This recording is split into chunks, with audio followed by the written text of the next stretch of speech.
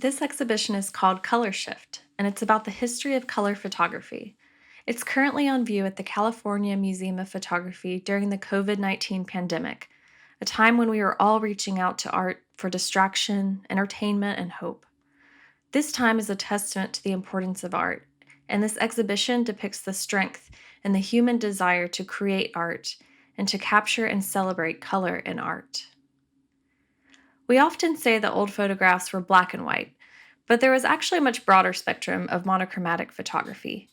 Many early photographs were sepia, reddish, or in blue tones instead of a neutral black.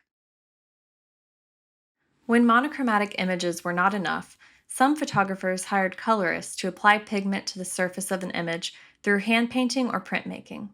They would add a vibrant sunset to a landscape scene or create rosy cheeks in portraits. This could be done on daguerreotypes, the earliest photographs that were printed on metal, as well as photographs on paper. The first color photographs that were produced without manipulating a monochromatic image were created using the three-color process. This involved photographing the same object through three different filters: red, green, and blue. When positive transparencies of each color image were layered, they created an image in full, although slightly imperfect, color. This tricolor process was complicated and expensive, so it was only used by commercial photographers for decades. Color photography eventually became accessible to everyone as companies like Kodak and Agfa released products that streamlined color into a single piece of film.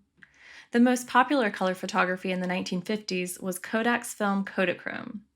Although you could make a print with Kodachrome slides, the most common method was to display your photos through a slideshow. Photographers would load 80 slides into a film tray, dim the lights, and project the slides onto an empty wall. It was the social media of the 1950s, except photographers could share their family vacation photos with friends in person and in their own living room. When fine art photographers first began using color in their image making, it was initially controversial among art critics, but by the 1970s it was widely accepted. Harold Doc Edgerton was an electrical engineer and MIT professor whose specialty was the strobe, a high-powered flash unit. In Edgerton's laboratory, he perfected syncing his strobes with moments that were otherwise invisible to the naked eye, such as a bullet piercing a subject or the splash of liquid.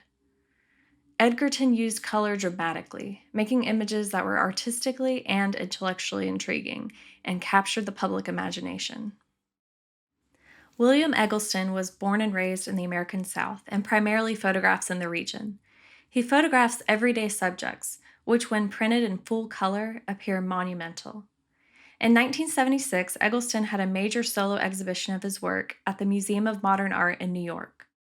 Eggleston's MoMA show was not the first color photography exhibition, but is often hailed as the turning point for the acceptance of color photography in fine art. Unfortunately, just as more consumers and artists embraced color photography, its downside became quickly apparent.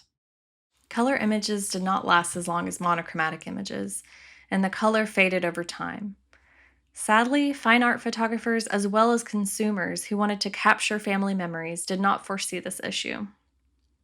An antidote to the color shift was the dye destruction print, which was one of the strongest color processes. Artists embraced dye destruction prints as they were able to retain rich colors even when exposed to light for decades.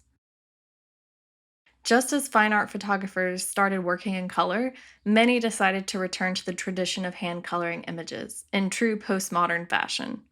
This allowed the artists to express themselves and have more control over the finished image. The style of these color photographs varies with the artist's hand, and the picture often looks unnatural or fantastical, especially when compared to true color images.